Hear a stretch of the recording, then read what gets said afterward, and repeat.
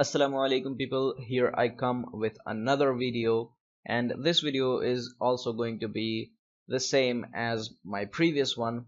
And in this video also we are going to look at an example of Extrema. So in this problem that we have today, we have a car at a point A on a highway, and it have to reach a point B in the fields, which is L meters apart from another point D on the same highway. And the line drawn between B and D is making a 90-degree angle with the highway. So to save time, the car takes a turn at a point C to move directly towards point B. Now we have to find the value of CD for the total time taken to be minimum while covering the distance between A and B through the point C. The only information that we have apart from that is that the car runs eta times slower in the field than that on the highway. So let us assume something. Let us say VR is the velocity of car on highway and VF is the velocity of car in the fields. So we can write this in the form of an equation, that is VF equals VR divided by eta. So the first thing that we need to do is to form an equation for the total time as a function of CD. Let us say CD equals S for simplicity. So keep it in mind that you are going to form an equation for a variable which is going to have a minimum value as a function of another variable because of which it is going to have a minimum value. Most of the time students make mistakes by trying to form an equation for S as a function of T, which will be considered as a mathematical blunder because it is a very hefty and time-taking process. So let's do it the simpler way.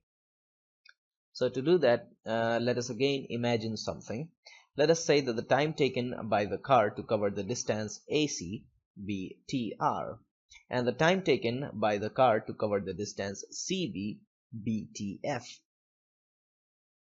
So the total time taken can be written as the sum of these two.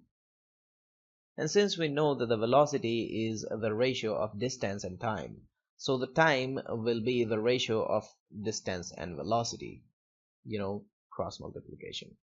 So TR will be replaced with AC over VR, and TF will be replaced with CB over VF. And now in the next step of the solution, we can simply replace VF with VR over eta, from equation 1. Did I name it equation 1? If not, let's name it equation 1. So if you look on the right hand side of the equation, especially the second term, we will see that eta is the denominator of denominator, so it will become numerator. Now we have a common denominator in both the terms of right hand side of the equation, so we can write them like this also. We can clearly see that AC and CB are variable themselves, so they need to be replaced with something like the variable which we intended to find the value of. So we will replace AC with AD minus S, and we will replace CB with square root of S squared plus L squared, since CB is the hypotenuse of the right angle triangle CDD. So you can clearly see that AD is a constant, eta is also a constant, L is also a constant, and VR is also a constant. So the only variable that we have on the right hand side of the equation is S. And now we can safely say that we have successfully formed an equation for T as a function of S. So after all of this hard work, you might have already guessed that we are going to differentiate it. Yeah, you're right. Yeah, we are going to differentiate equation number 2. So on the right hand side of the equation, the first term we are going to encounter is 1 over VR. And since it is a constant and is in multiplication with all the other terms on the right hand side of the equation, it will be taken out like this. And now we will enter into the bracket, and the first term we will encounter here is AD. And since AD is a constant and differentiation of a constant is 0, it will also be 0. Now the next term that we are going to encounter is minus s. Let's take minus 1 out, so we are left with s, and we are going to differentiate it. So d by ds of s will be equal to 1, since d by dx of x with the power n equals n times x with the power n minus 1. So here in place of x we have s, and in place of n we have 1. Just replace it and you will get 1. So 1 times minus 1 will be minus 1. And in the third term we have eta times a square root of L squared plus S squared. So the first thing that we will do, we will take out eta of the third term. So what are we left with? We are left with a square root of L squared plus S squared. Let us say S squared plus L squared equals N. So inside the bracket we have a square root of N. So we can write it like this: d by dn of a square root of n times dn over ds. So it is 1 by 2 square root of n times d by ds of n. Now we will replace n with L squared plus S squared. So what do we have? We have 2s divided by 2 square root of S squared plus L squared. So we will cancel out both the 2's, and we are left with s divided by square root of s squared plus L squared. And now we will substitute this in the equation. And now after substituting this into the equation, we will put the equation that is dt over ds equals 0. Since we all know that at extremas, at both of the extremas, the differentiation of the function responsible for the curve is 0. So the equation can also be written like this, cross multiplication and anything times 0 equals 0. And now we will solve it for the value of s by adding both the sides with 1. So the minus 1 on the right hand side of the equation will be cancelled out, and after that we will do some cross multiplication, some squaring, and we will solve it for the value of s squared. Then we will square root both the sides, and here we go. This is the solution we are looking for.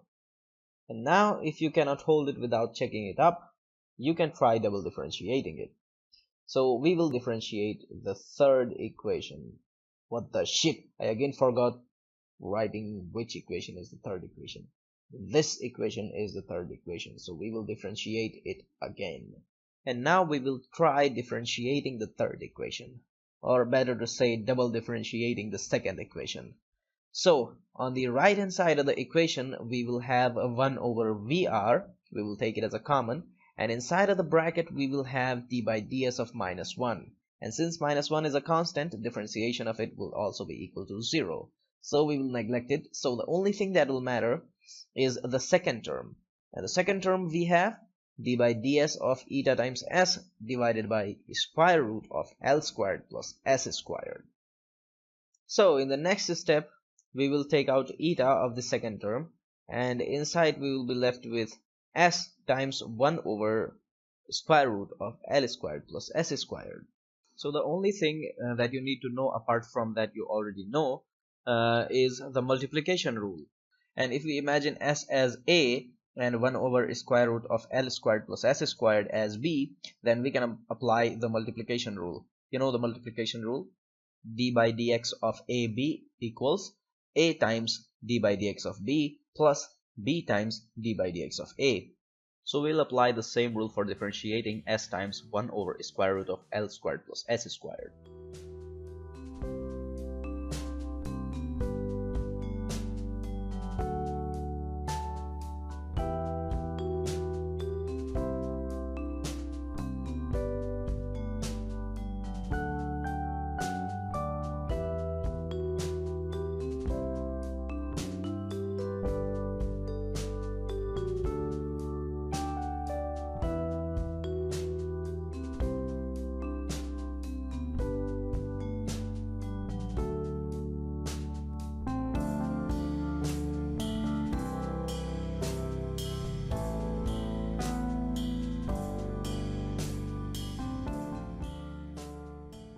And after solving this, we will get something like this.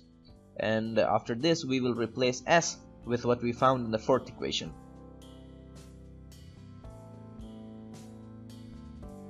So after solving the previous equation, we will get on the numerator something like this. Okay, you can clearly see that inside the bracket we have a cube of eta squared minus 1. Okay, since Vr is greater than Vf, which means that eta cannot be less than 1. So the term inside the square root cannot be negative.